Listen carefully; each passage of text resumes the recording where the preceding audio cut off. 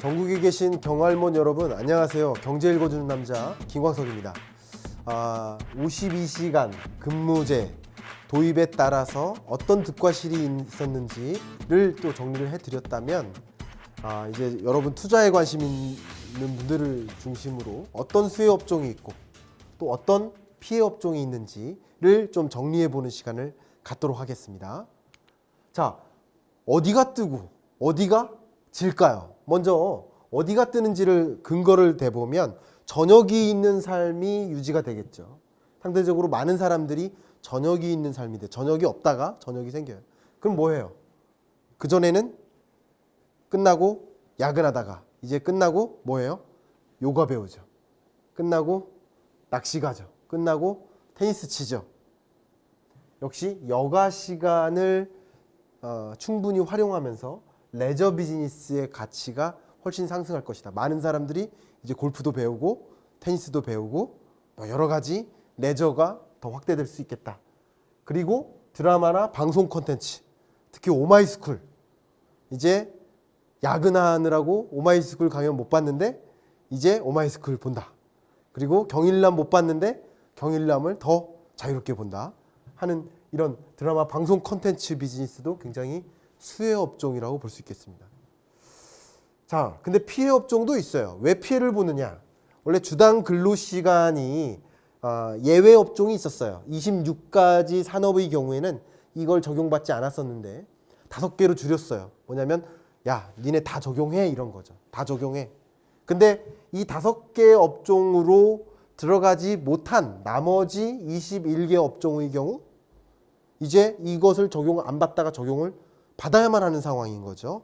그런 업종들이 이런 업종들입니다. 주로 이제 제조업, 교대제가 있는 그런 공장들이 보통이고요. 그 밖에 뭐 보관 창고업이라든가 이런 교대제가 필요한 그런 업종들이 주로 차지를 합니다. 도소매 상품 중개업 같은 경우도 그런 경향이 굉장히 크죠. 자, 그런데 저는 이런 거 너무 재미없는 것 같아요. 이런 거 말고 우리가 근본적으로 워라밸을 조정해 나가고 근로시간을 중장기적으로 계속 줄여나갈 거라는 거죠. 워크-라이프 밸런스가 더 맞아나갈 거라는 거죠.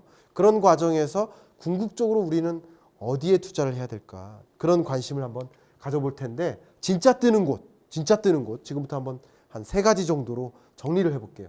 한 가지는 바로 ERP 비즈니스. 여러분 다 아시겠지만 ERP는 Enterprise Resource Planning. 이거는 뭐냐면 전사적 자원관리, 경영학에서 굉장히 중요한 이론 중에 하나인데 별거 아닙니다. 여러분 과거에는 결제 받을 때 어떻게 해요? 여기다 써가지고 봐가지고 사인 받았죠. 근데 지금은 어떻게 해요? ERP를 가지고 전자결제를 하죠. 그리고 서로 정보를 주고받을 때 USB에 담아가다가 뭐 저장해서 보내드린다든가 인쇄해가지고 보내드린다든가 이런 거 아니죠. 이제는 공유 폴더에 클라우드 시스템에 저장하는 거죠.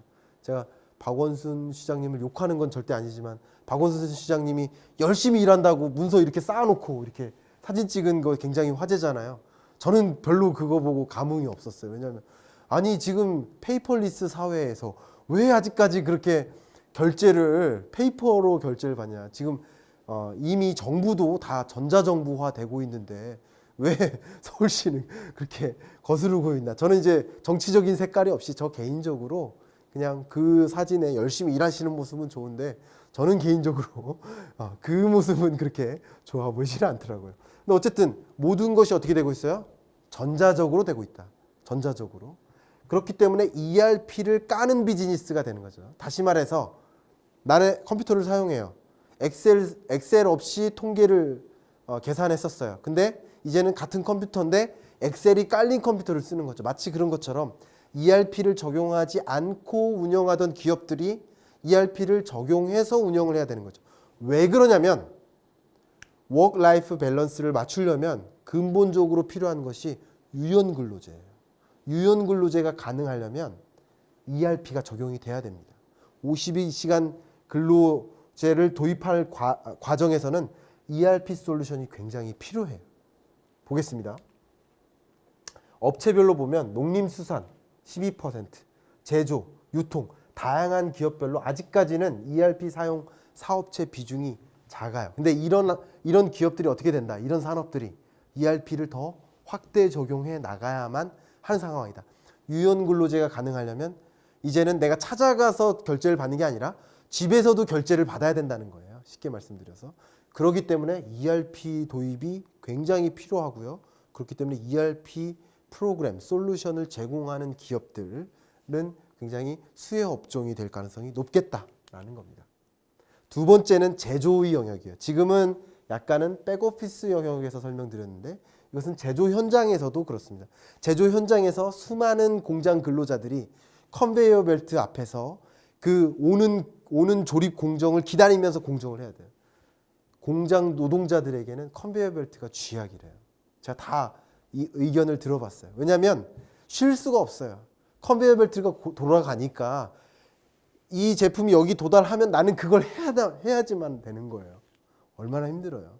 그런데 이 생산 과정에서 운영 인력, 공정 인력들이 줍니다. 왜?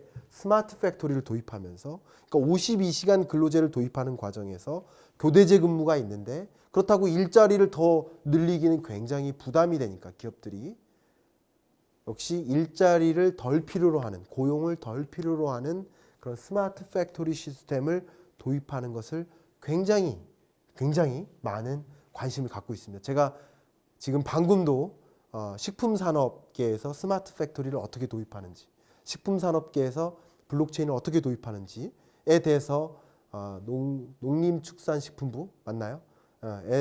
에서 주관하는 그런 세미나에서 강연하고 지금 그런 이야기를 한참 나누고 왔는데 굉장히 뜨겁게 관심이 있습니다.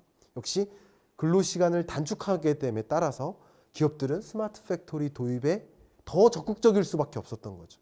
이게 없으면 굳이 스마트 팩토리 많은 비용 들여가면서 투자할 필요가 있나 할 수 있겠지만 이런 것들이 도입되고 또 최저임금이 인상되고 이런 과정에서 고용에 대한 부담을 느끼고 적극적으로 더 스마트 팩토리를 도입하는 겁니다. 스마트 팩토리에 대한 기초적인 이해는 제가 4차 산업혁명 강연 시간에 더 구체적으로 해드렸기 때문에 그 구체적인 이해는 여기서 생략하도록 하겠습니다. 그렇기 때문에 스마트 팩토리 시장이 앞으로 굉장히 확대 보급될 것이라는 것이고 이런 것들은 사실 생산 가능 인구가 줄어들음에 따라서 그것을 보완하는 대책으로서도 스마트 팩토리가 굉장히 요구되는 그런 산업이라고 이야기가 많이 되고 있습니다. 그 다음 마지막 하나는 바로 키오스크입니다. 키오스크. 사실 많은 기업에서 근로시간을 단축해 나가는 과정에서 키오스크 도입이 굉장히 가속화될 것인데 키오스크가 뭐냐? 여러분 예를 들어서 은행에 가요. 그 은행 지점에 가면 대기번호 누르죠. 그죠? 그런 것도 키오스크고요. 뭐 공항이나 고속철도나 그죠? KTX, 수서역, 뭐 SRT역 뭐 여러 그런 곳에 가면 뭐 이런 거 어디에 있고 아니면 뭐 큰 아울렛 지점 같은 데 어디에 무슨 점포가 있고 그런 것을 중간중간에 스크린 터치 방식으로 확인할 수 있는 거죠. 아니면 거기서 표도 직접 끊고요. 이렇게 되면 뭐예요? 인력들, 운영 인력을 대체하는 그런 기술적 기반이 바로 키오스크라고 볼 수 있겠습니다. 아시겠죠? 결국 키오스크는 인건비를 절감하고 이런 인건비 부담, 근로시간 단축에 따른 인건비 부담을 이런 키오스크를 대체하면서 가능하겠다. 예를 들면 도소매 업체의 경우 여러분 고속도로 타다가 휴게소 가보세요. 그래서 어떤 그 식료품을 구매할 때 사람한테 직접 살 수도 있지만 키오스크에서 내가 물건을 골라서 구매할 수도 있거든요. 그만큼 인력이 덜 필요한 거예요. 그러니까 근로시간이 단축되면서 인건비 부담이 더 많아지는 거죠. 그런 것을 대체하는 수단으로서 도소매 업계나 이런 서비스 업계에서는 바로 키오스크를 도입한다. 다시 말하면 결국은 근로시간을 단축해 나가는 과정에서 일자리가 더 필요해지는 건데 결국 잡쉐어링, 워크쉐어링 개념입니다. 한 가지 일자리를 놓고 두 명이 일하는 구조인 거죠. 그러니까 기업 입장에서는 인력을 더 채용해야 되는 부담이 있는데 백오피스 영역에서는 앞에 다시 반복하면 ERP를 도입하는 것이고요. 제조의 영역에서는 스마트 팩토리를 도입하는 것이고 서비스 업계에서는 키오스크를 도입하는 겁니다. 그렇게 해서 운영 인력을 이런 기술들로 대체해 나가는 것, 그런 것들이 현재 상황이라고 볼 수 있고, 실제로 키오스크 시장이 앞으로도 더 확대될 것으로 보여집니다.